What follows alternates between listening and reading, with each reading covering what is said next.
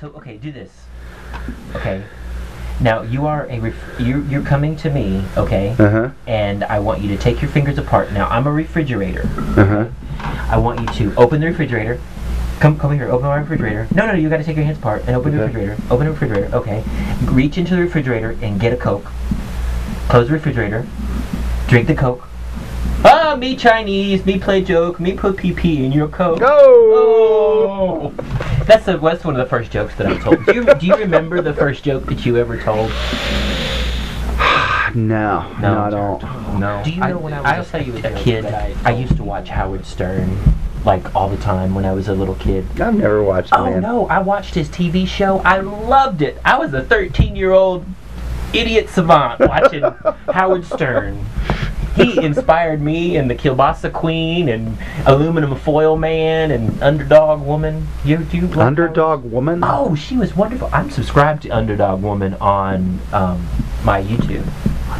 Underdog Woman. She is this great lady. She's a beautiful operatic voice, by the way, but she is just a little different. So she's got a basso profundo howl? Is that? I don't know. I'll have to see if I can talk to her one day. Does she have like a cape? She made a movie. I mean, Being Underdog had a cape. Yeah, she dresses up like Underdog Woman and she goes out to these fairs and. Does she have like a furry face? But But I bet she's got great tail. I don't know. She got a cat. She can't have a cat. Yes, she does. You can't be a dog superhero and have a cat unless it's scheming to take over the world. Are you serious? Yeah. She can't have a cat. Well, she's got one. Of course not. She had a whole YouTube video about the fact that she had this cat and the cat was in the hospital or something. Well, of course the cat's in the hospital. It's under the domination of a super dog. Hold on. You need to take a break. You can't follow logic. It's not my problem. No, it's okay. I can follow the logic. Out there in YouTube land, is it okay if I mention your channel on the thing? Yeah, sure. Because you've got tell them what your channel is. I mean, I know you haven't posted anything in a while, but you've got some songs. It's Rat Pack Dude on YouTube, and it's got me doing some things. Not well, but I do them. What the heck? No, you're better now than you were a long time ago. Sure. We all get better. Yeah. With practice. Practice makes perfect. Yeah. Absolutely. And I'll talk to you later about that. Oh, Lord. No. No. And please feel going on. Please.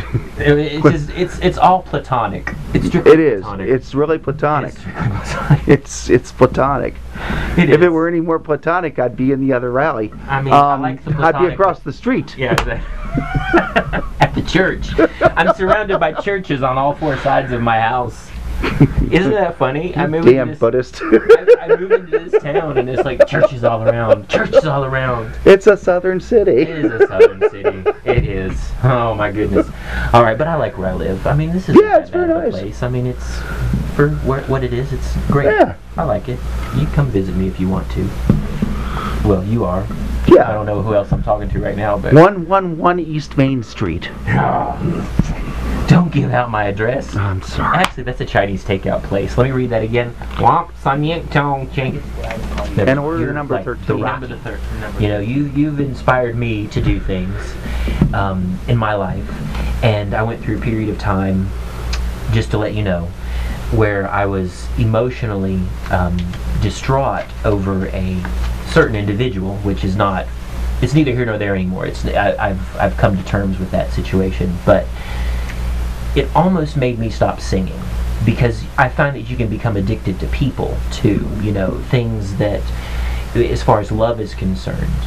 So, not only, so how do you admit to people that you are addicted to something that is not healthy, and how do you help that person heal with just words of wisdom that might change someone's mind, sitting out there just to know through love or through just kindness? What would you say to somebody that was having in a similar situation 25 years ago? If you were, what would you have liked to have heard?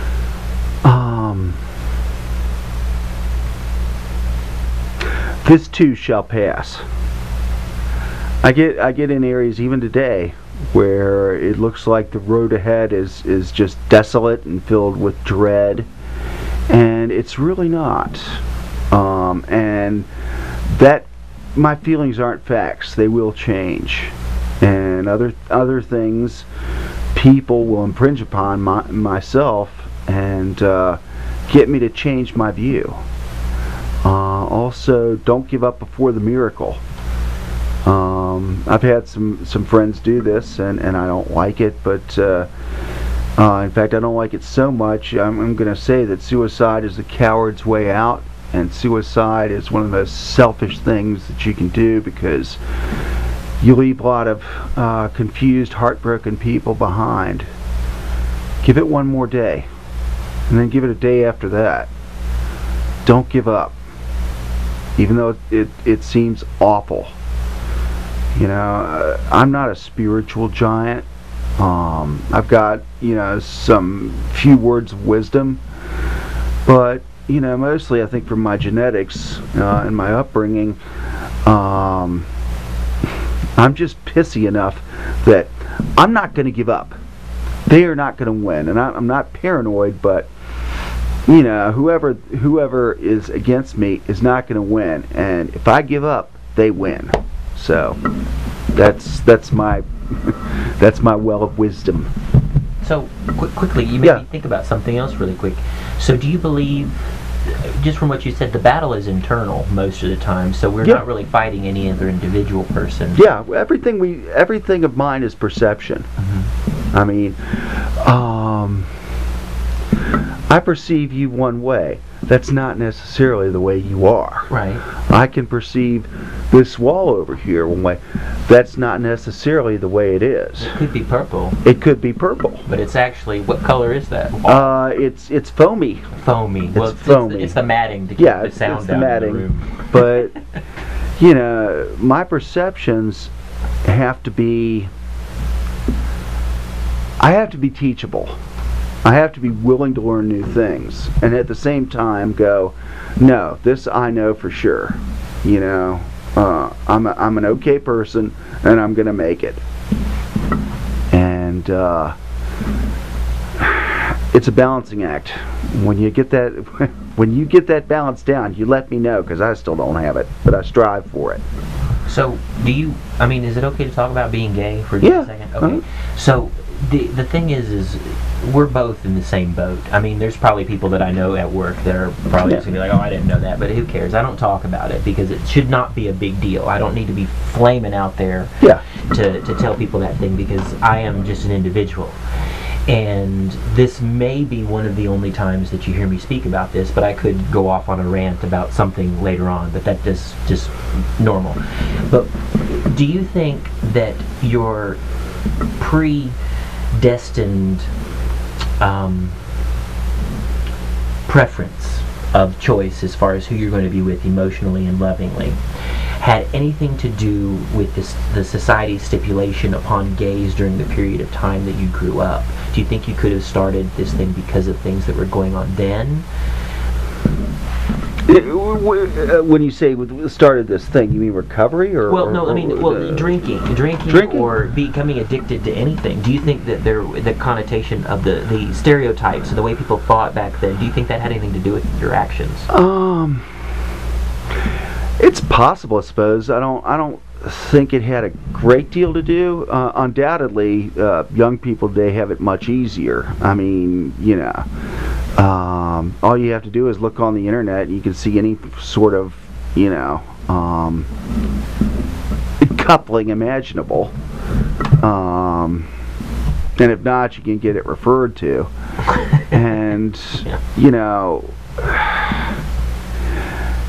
am I an alcoholic because I was gay? That might have something to do with it, but for me, it's weird, because I was thinking this the other day, and I've had to make reference to it. You know, when I first got into recovery, I had to make a decision. Okay, one school says, oh, this is because it was your nature to get to it. It was your genes. It was your biology. It was your ancestors going back forever. Okay, that's nature. Yeah. You might have got it because, your dad was over-assertive, your mother was woo-woo in terms of, she gave me many fine gifts, among them was manic depression. So was it nature or nurture? And at the end of the day, it doesn't matter for me. It doesn't matter because I've got an arrow in my chest that's called alcoholism.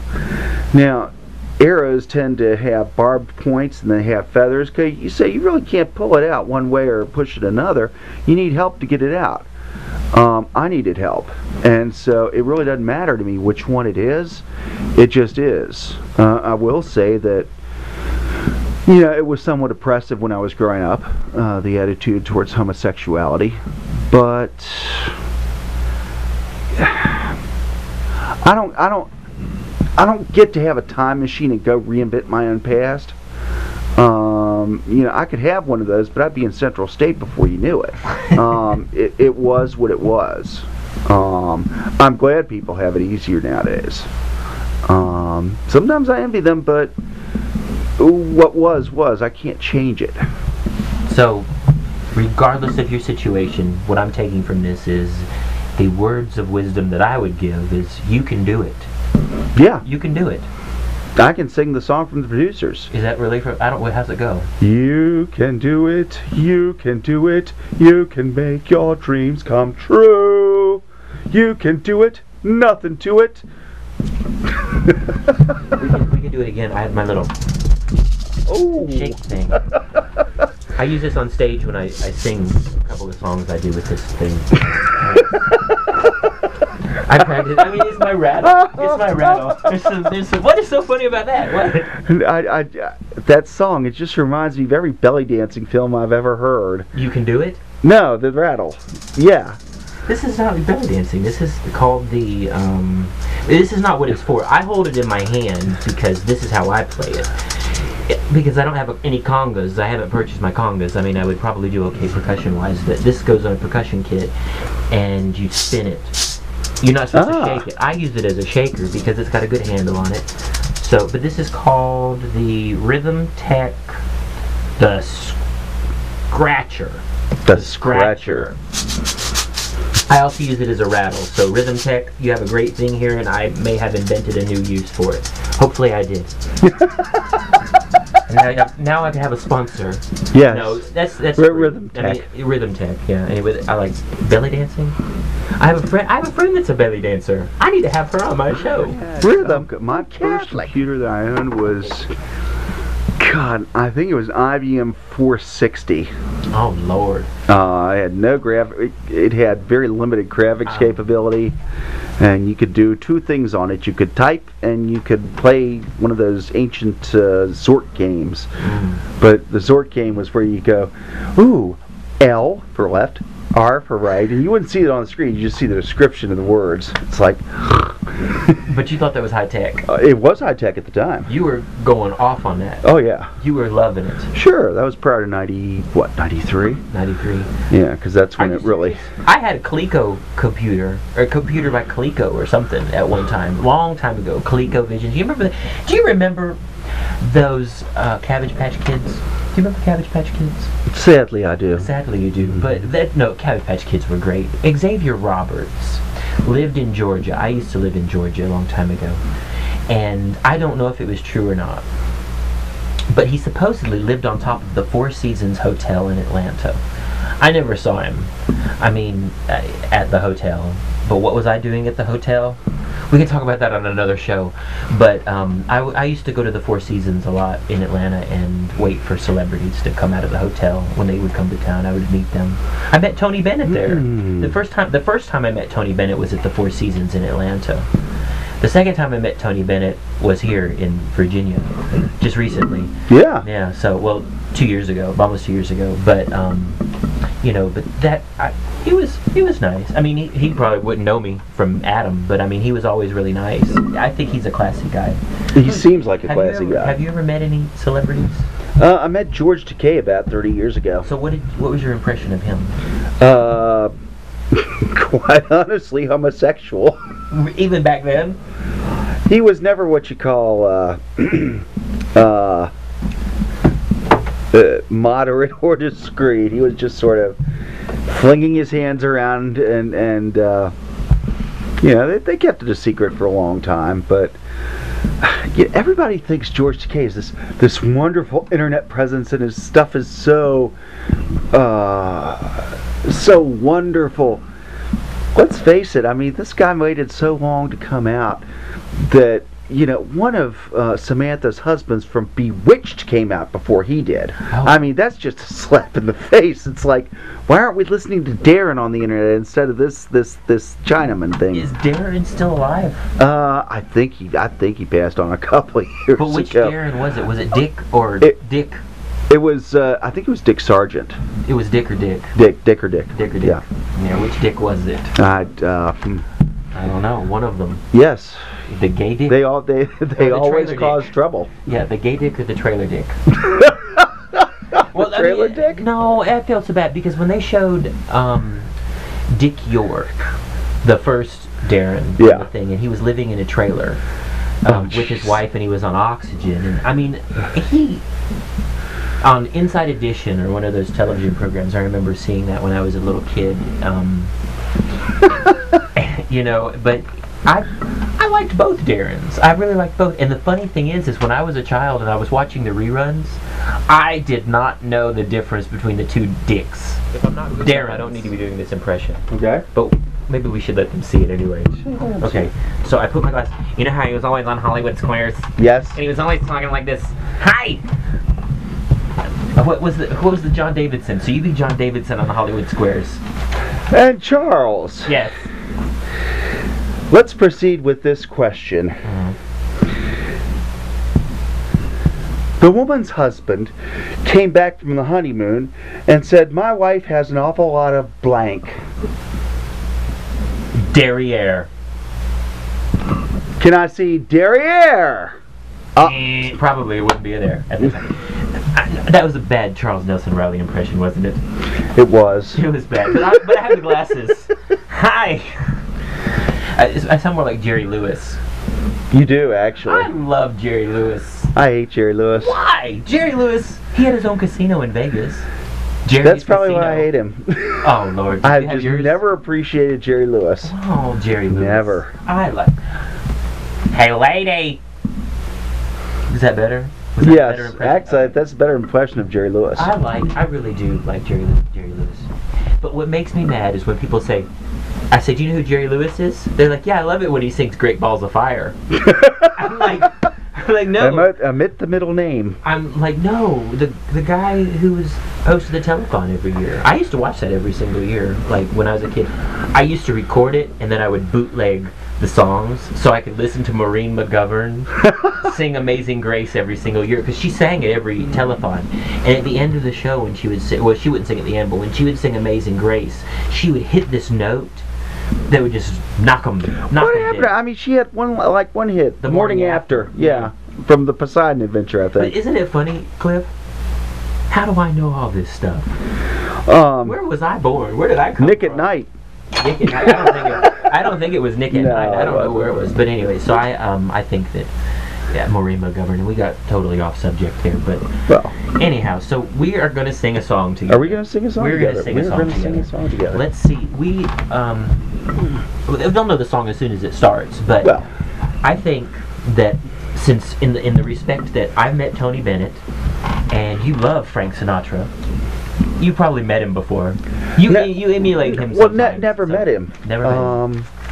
No, somebody asked him if I mean, I went to his house once. Really? You know, once it's up for sale, and oh God, it's California for like $3.2 million. And Palm Springs. Yeah, and they said, "Did you actually meet Frank?" I said, "Well, nobody was there." And they said he was there. I said, "Yeah." And the ashtrays and the fire grate, you know, he was there. FS. Yeah. Through the whole house. Yeah. FS. Yeah. His ashes, anyway. His ashes? Yeah. Oh, you saw it after he passed away. No, I saw his ashes. Of cigarettes. Did you take any of them? No. His ashes? In the ashtray, the fire grate. Never mind. It's. Tell me the joke again. Tell me the joke again. I want to get this joke. I think. Well, you know, he passed away, and where did I see him after he passed away? In the ashtray, in the fire grate. Oh, I get it. I get it. Let's do some belly dancing.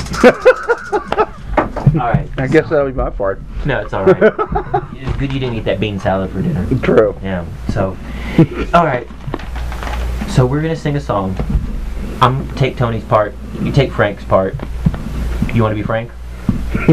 Sure. Frank. I'll be Frank. All right. You're Just Frank. like one lesbian says the other. I'll be Frank. Frank. Was she a top? Apparently. I don't know. I don't get that. I don't know. do not understand that. What, situation. lesbian sex? I don't understand it. I mean, they have a top and a bottom. It's who has the bigger fingers, right? I guess. Or tongue. But the other one must be a cunning linguist. I don't know. Like this.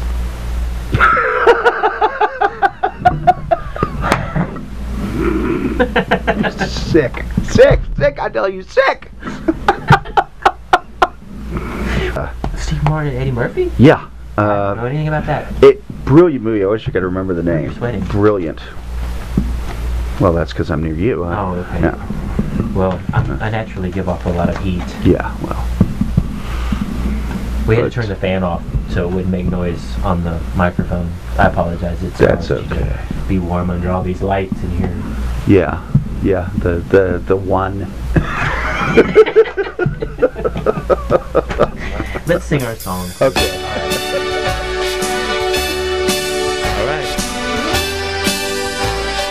That's my final word on the subject.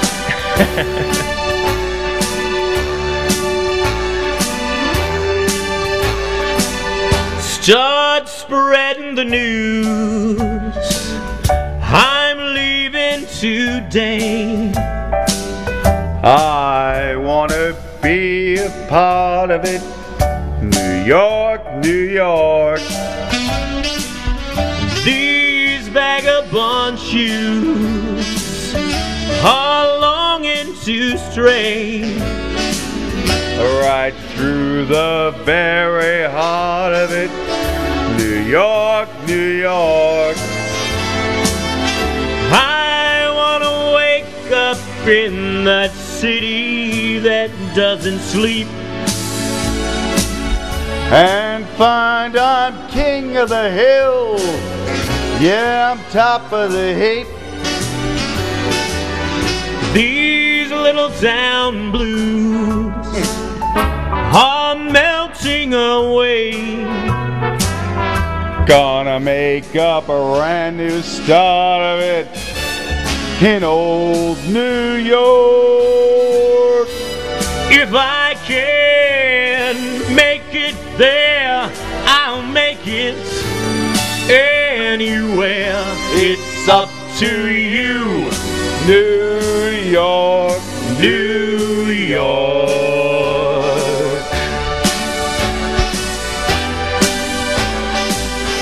Ba-da-ba-da-ba-da-ba-da-ba-da-ba-da. New York, New York. I want to wake up in that city that doesn't sleep and find I'm a number one, top of the list, king of the hill, a number one. These little town blues are melting away. I'm gonna make up a brand new start of it right here in old New York. And if I can make it there, I'm gonna make it anywhere. It's up to you, New York, New York, New York.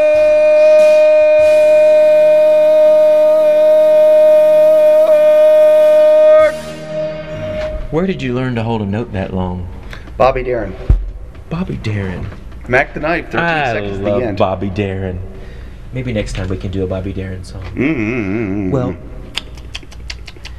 thank you, Cliff, for coming on the show. It's my pleasure. I really appreciate you coming on the program. And if you'd like to check Cliff out, he is Rat Pack Dude VA. Rat Pack Dude. Rat Pack Dude. Okay, Rat Pack Dude. Rat Pack Dude. That's Cliff. He's got videos on there, but it's been a while since you've had one on there. It's a couple of years. Well, with your help. Yeah, well, we can make you another one. We can put this, you can connect this one to your channel. Okay. But I appreciate you coming by, spending time with us. And it's my pleasure. Thank you. New York, New York was one of the first songs that I ever sang as a child. It's one of the first songs I ever sang as an adult. Wanting to sing. 1981, right? Was it 81 when Frank did it? It was. It was 81. Did you see the video with Frank doing that? Yeah, it was great. It was little claymation guy. I've not been able to find that claymation video. But HBO, when I was a little kid, I apologize for keeping everybody, but HBO when I was a little child was what we watched in probably about 1982 or something like that. I was looking at HBO. It was before the time when they couldn't play rated R movies during the day. So HBO taught me a lot of things. Thank you, HBO. And thank you, Skinamax. Skinamax, that was another thing when I was growing up. We still have Skinamax on Fridays, Skinamax. I don't have cable right now, but I mean, if I did, I still would. I would watch HBO. I think HBO is still good, home box office. But I do think that HBO should bring back the old spinning HBO satellite thing that would like turn into like the disco ball and then go through that city. I remember watching the making of that. They need to go back to something like that. That was just phenomenal. That was nice. That was nice. Great. I loved HBO then. Well, anyway, Cliff, I appreciate you coming by. I'll give you a hug. Thank you for coming. Man. I appreciate it. And